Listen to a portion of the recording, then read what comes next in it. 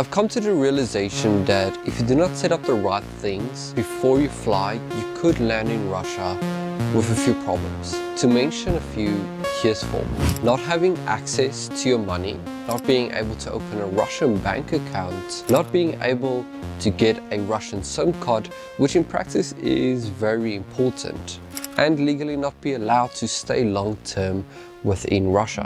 I'm going to run through the most important things you need to prepare before landing so that your life is already structured in some sense. Now, this is especially important if you're from India, Egypt, UAE, South Africa, Brazil, or any of the other BRICS countries for that matter. Just a quick note, everything that I'll be discussing throughout this video is factual. All the sources that we use in this video you can find in the description below.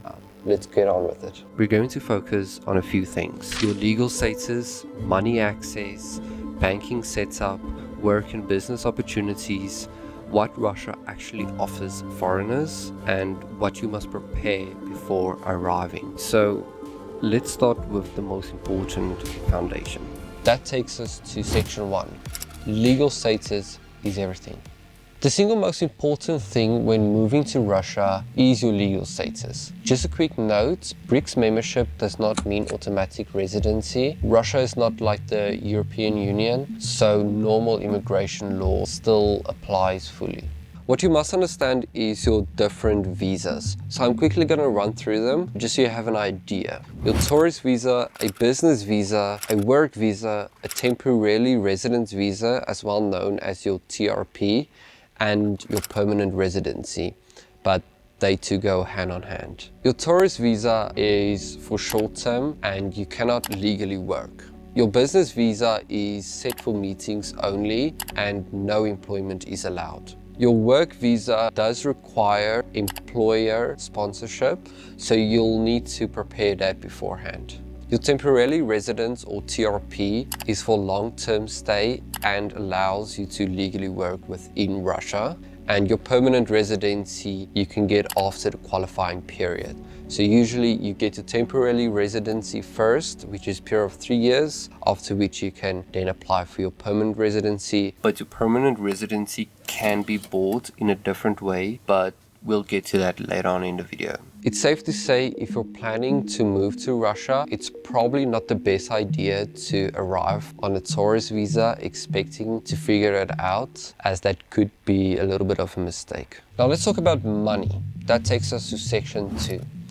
How will you access your funds? This is where most foreigners panic. So here's 3 facts for you. Foreign Visa and MasterCards usually do not work within Russia, but sources does differ. Russia uses its own MIR payment system, which is as well known as the MIR payment system. Now let's talk about solutions. I have 3 for you, but I'm sure there are more. So let me know in the comments if you have a different solution not listed here. Option 1 is bringing cash. You can bring up to 10,000 USD or equivalent without declaring it. The best practice here would be to exchange it in Russia and use that to open a Russian bank account.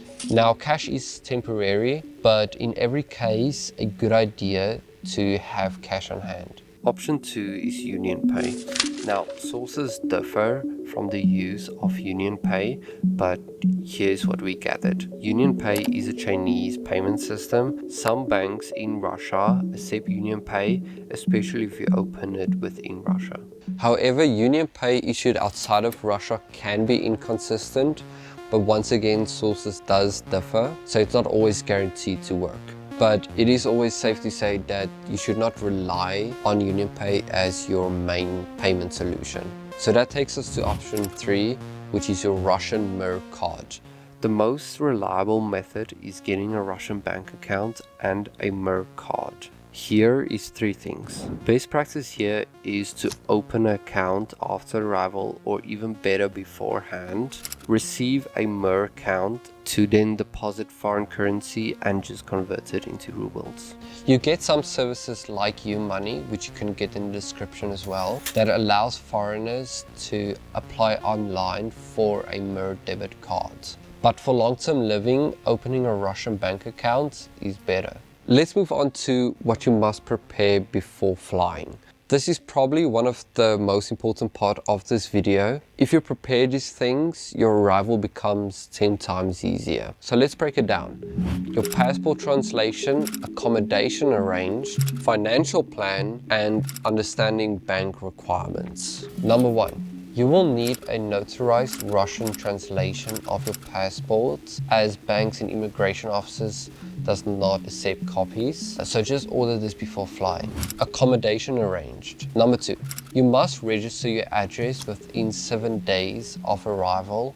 Now, hotels usually register you automatically, but if you are renting privately, your landlord must just register you. Without registration, you won't be able to open a bank account nor change your visa status. Number 3, your financial plan. This does go hand in hand with section 2. So before flying, confirm your bank allows transfers to Russia and confirm how you will fund your 2 to 3 months in Russia. It's always a good idea to have a backup for any unforeseen situations. And just know your currency exchange plan beforehand. I think it's safe to say by now that you should not assume that international transfers will just work, because you know, there's a lot going on at the moment. Number 4, understanding your bank requirements. To open a bank account in Russia, you typically need the following: a passport, your visa, immigration registration, your Russian SIM card, which is very important for receiving bank codes, etc. Your SNILS, which is your Russian insurance number. Equivalent to this is an American social security number and is required for your Gushulungi account, which we'll get to after this, and for your employment, SIM card activation, entrepreneurship, and for the compulsory medical insurance policy. Now your Gushulungi account. Gushulungi is the main municipal site used for individuals, businesses, foreign citizens.